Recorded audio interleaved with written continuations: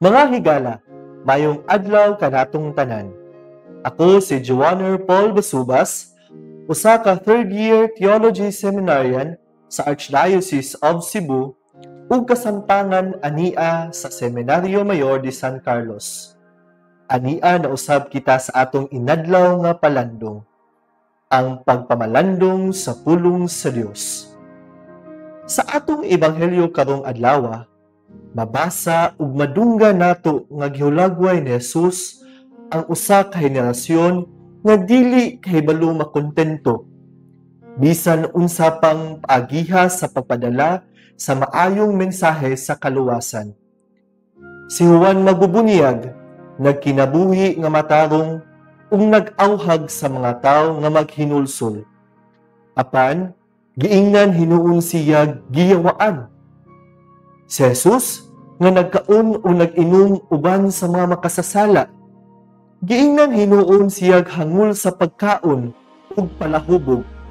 Unya higala pagayod sa kobradoro sa buhis ug sa mga makasasala. Makita nato kung unsa katig-a ang ilang mga kasing-kasing, dili tungod kay kulang kini sa kalinaw, kundi tungod kay kini nagahagit sa ilang kahimtang o mga gilauman.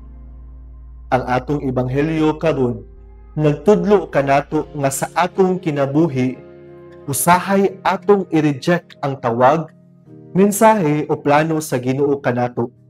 Kay lagi dili ta ganahan, dili ta kauyon o tingali bakaha, ginahan kita nga kung unsay atong gusto maoy matuman. Pero atong hinumduman that God's message isn't shaped by our preferences, but by His wisdom. What matters is our willingness to receive it and be transformed. Sa atong pagpadayon sa pagpaabot sa Pasko sa pagkatao sa atong manuluwas, atong pamalandungan kung giunsa nato pagdawat ang mga mensahe ug tawag sa Ginoo.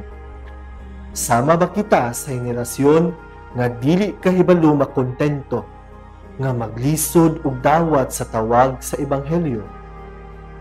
Umahimo ba natong sundon ang panig-ingan ni Santa Lucia kansang kapistahan gisaulog nato karong adlaw nga able sa mensahe tawag kabubut-on sa Dios ug andam motugyan sa atong kinabuhi ngadto sa kaalam sa Dios bisan kung kini nagkinahanglan og sakripisyo.